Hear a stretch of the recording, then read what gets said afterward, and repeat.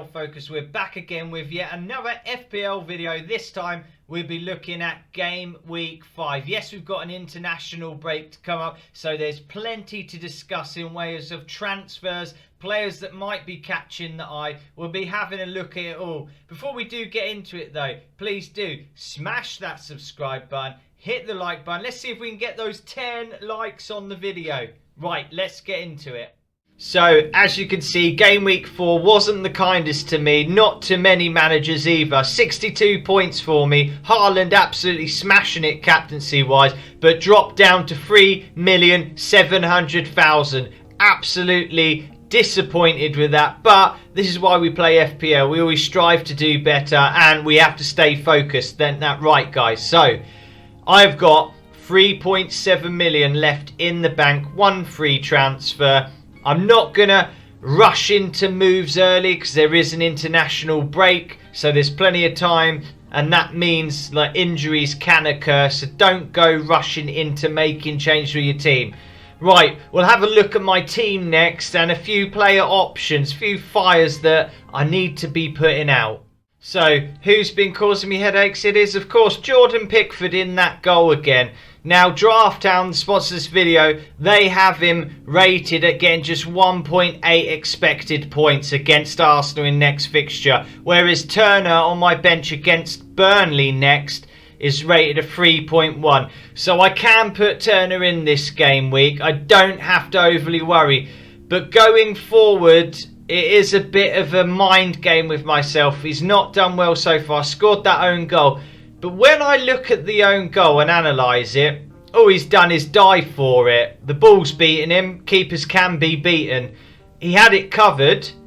And then it bounces off the post. Hits him in the back. Nothing you can do about that, really.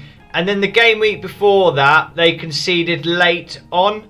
So I'm thinking there's a possibility that they can come good at some stage. Not to absolutely panic on Pickford, but having Turner there does help me. So it's not necessarily an emergency move for me. I know many are talking about that, but I just don't like using that transfer on goalkeepers. I think I'll be able to get through till I have to wildcard in, say, perhaps game week 7. We'll see how things go. Next up, we'll have a look at a few other goalkeeping options for you, though. So here you can see I've used Draft Hound app again to look up goalkeepers. And you can see projected points total for Leno at the top there, 10.7 over the next 3 game weeks. That's game week 5 to 7. And then bottom there, we've got Jason Steele, 7.4 over the next 3 game weeks. Some really good replacements for Pickford if you're definitely looking at getting him out. I'm really already in that mind of I could do with getting him out, but I think I'm just going to wait till the wild card. But if he goes and concedes again, probably be kicking myself quite hard. But guys, if you have Pickford, you are looking for a replacement. Leno definitely tops that pile. Luton at home next looks very favourable. Marco Silva, I tell you what, they gave Arsenal a very good game. Leno's looking quite good there in between the sticks for him. Then he's got Palace away in game week 6. And then Chelsea at home, who have been sort of 50-50. And speaking of Chelsea, you've got Sanchez just below him on a 9.5 over the next 3 game weeks. Goalkeeper to probably avoid in that pile. It does suggest Areola, but you've got Man City at home, then Liverpool away. I think Man City and Liverpool both looking good.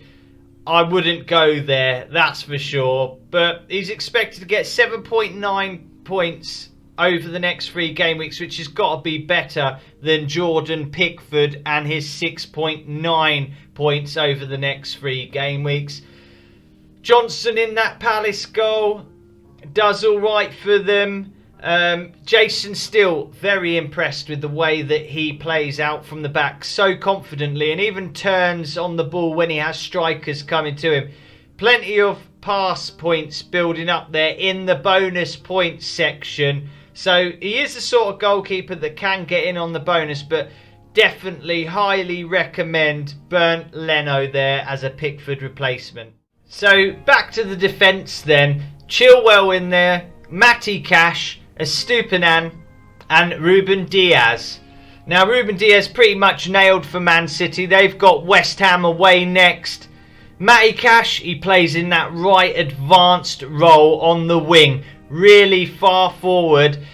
They played Liverpool last game. Liverpool absolutely schooled them. They really did. But I expect Villa and Emery to bounce back next game. They're playing Crystal Palace. They are at home as well. So quite excited to see if Matty Cash can get some form of attacking returns. An assist would be absolute mint. Estupinan and Brighton, their fixtures have turned. Man United away, they looked awful for me. You could go on about the defence. You could name a few people. Maguire, Johnny Evans coming in as subs. But yeah, not very good there. I think Estupinan and Brighton, they'll really cause Man United problems. I expect Estupinan to get forward. He does that so well. Even late on in the game. He has so much energy left and still makes them runs forward in the 80th minute. Ben Chilwell and Chelsea, I'm sure, like we say, Pochettino knew there. He's still working things out. Chilwell does very good. Bournemouth next. You'd fancy Chelsea for that one. Some attacking returns there will do nicely as well. Right, let's have a look at the midfield next. So, into the midfield we go. Raheem Sterling, who was bought in as a transfer last game week. I did actually call it on Twitter, and I did say I think Nottingham Forest can beat Chelsea. Maybe Sterling is not the pick. And then I went with the crowd. I went with all the talk, the hype over Sterling. And of course, those easy fixtures. I caved in. And he didn't do anything. But he did cut back the ball nicely for Jackson, who missed pretty much an easy opportunity to score. Had that gone in, Sterling would have had an assist. And I wouldn't have been so pessimistic, shall we say. Phil Foden in the midfield, ticking along nicely. They have got West Ham next, obviously. Martinelli, I knew he'd come good again. There were a few owners worrying. Let's just check his ownership quickly, actually. I just want to see that. He's at 10.4%, so that's really low when you compare it to last season's ownership. He was easily in the 30-40% mark. I expect him to return to that again. He'll carry on. There is the rotation risk, but he looked really sharp last game. Bukayo Saka, working wonders in an Arsenal shirt. Fabulous player. Got him as vice-captain this game week. And here comes the headache. Diogo Jota, who I took the punt on early in the season. I got all the starts out of him. He didn't return points until I think it was game week 2 or game week 3. One of them game weeks. And then he didn't play again because Darwin Núñez got that haul. Now, Darwin Núñez went and scored again last week. So I'm now worried about Jota and his rotation. But if Jota does get a start for Liverpool and they're playing Wolves away, and it is Jota's old club. And you know what happens when players play their old club? They normally like to put on a show. I've just got a little feeling Jota might be able to do that, but it is a headache for me. So I'm going to have a look at a few Jota replacements using Draft Hound. So here we go. This is interesting. Jota replacements. Obviously, first up in there and giving me an extra 3.7 expected points would be Son. That is who Draft Hound recommend to me the highest. Son, I don't mind that at all. Sheffield United at home, I think they're there for the taking. If Son plays that striker role, absolutely expect points. But then Arsenal 5.9 and then Liverpool 6.0. Is he going to get them points? Not guaranteed. I think both sides do very well so far, and that will be that step up for Spurs' side. I don't know whether they'd be able to manage them points, but there's always that possibility. I think if you're getting Son in, you're definitely doing it for this game week 5 fixture, Sheffield United. And then players that hurt me to talk about are Mbeumo and Matoma just below there. Mbeumo I went without. I tried to be clever and differential. I went for Jota to begin with. He got me some points, but nowhere near as many as what Mbeumo's been picking up. Massive mistake there. Highly owned. I thought I didn't want to follow the crowd again, and it went against me. Matoma, exactly the same. He's been ticking over. Even when the fixtures get tough, he manages to get at least an assist. He's always attacking in that De Zerbi, so I expect to pick up points. And then James Maddison in there as well. 17.4 expected points over the next 3 game weeks. So not bad at all. And Mbeumo 17.6 as well. And then we've got Matoma at 16.0 points. So, sorry, Maddison was 17.4 and Mbeumo 17.6. Just to be clear for you lot.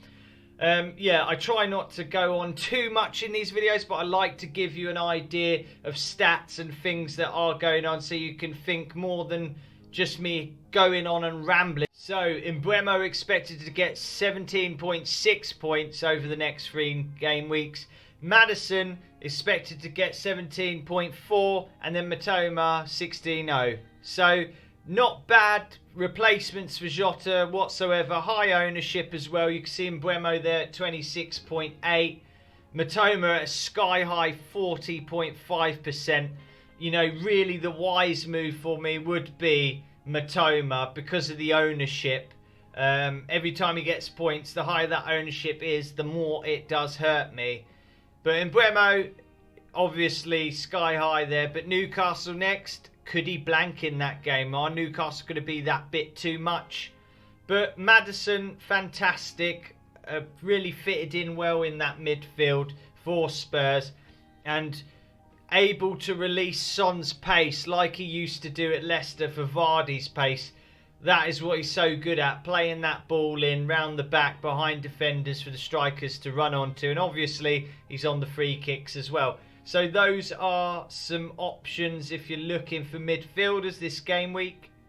And this leads me on to Erling Haaland captaincy up front yet again. No surprise, boring, but he has got West Ham next. I expect him just to keep on scoring. If you go without him, it's just dangerous, isn't it? But as they say, play your own game. Also to note, I've got Uijo there, who was a budget enabler. He's gone out on loan to Norwich for the season. So obviously I won't be doing nothing about him. He's just budget. He weren't meant to play. It's just to enable me to get more funds. But on a wild card, I could obviously replace him. Bayer on the bench. Pedro on the bench because he's rotational. And this about sums my team up ready for game week 5. Obviously, I'll be holding off on my transfers until this international break is over because there's potential for injuries. A quick word on Newcastle though. Do bear in mind if you're wanting to jump onto their assets, there will be Champions League football to think about this season. Same with Arsenal, same with Man City. So it's time to start thinking about that also and how many minutes or rotation your players are going to get. That's a thought just to leave you with.